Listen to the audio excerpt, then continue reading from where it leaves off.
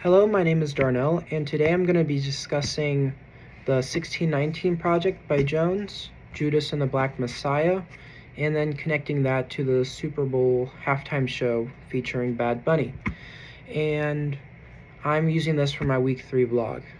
So, Jones argues in the 1619 Project that black people fighting for their liberty has pushed America to become more democratic. What rung a bell for me was remembering how during Reconstruction, they mentioned that public school education was not available to everyone because white rich people would send their children to private schools while poor white people were mostly left uneducated. But during Reconstruction, black leaders were pushing for a public education that would be for all people, and in a way that helped every citizen, because education became required in many state governments. Unfortunately, though, following Jim Crow, many of these progressive movements would be pushed away towards a separate but equal, which never was equal in its first place.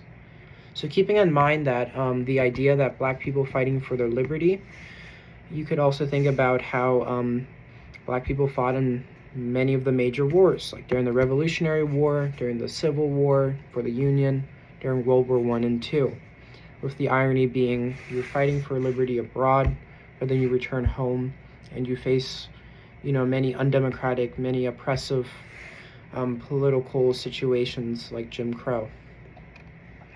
So in another way, you could see this idea of black people fighting for liberty is in the Judas and the Black Messiah movie, where rebellion is seen as a political act.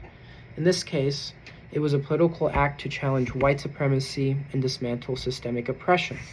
And you see this because the movie centers around Fred Hampton, the chairman of the Illinois chapter of the Black Panther Party, and he's betrayed by William O'Neill, an FBI informant.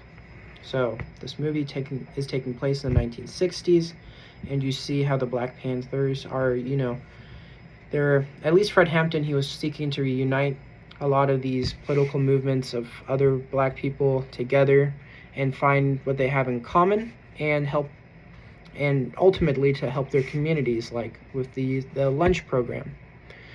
And this rebellion, you see the Black Panthers, they got weapons. They're not using them necessarily to attack people, but more in a defensive way.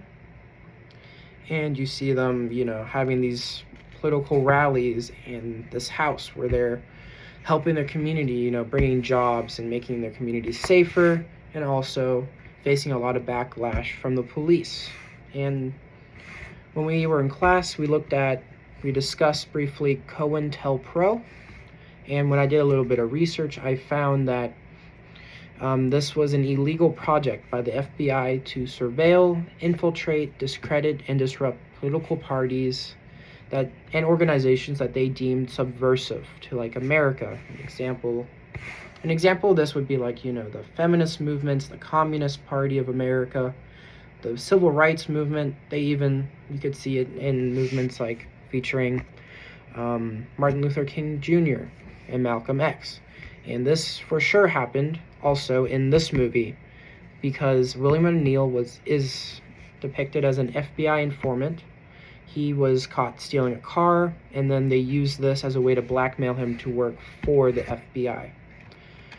So O'Neill is depicted as both coerced and benefiting through his work.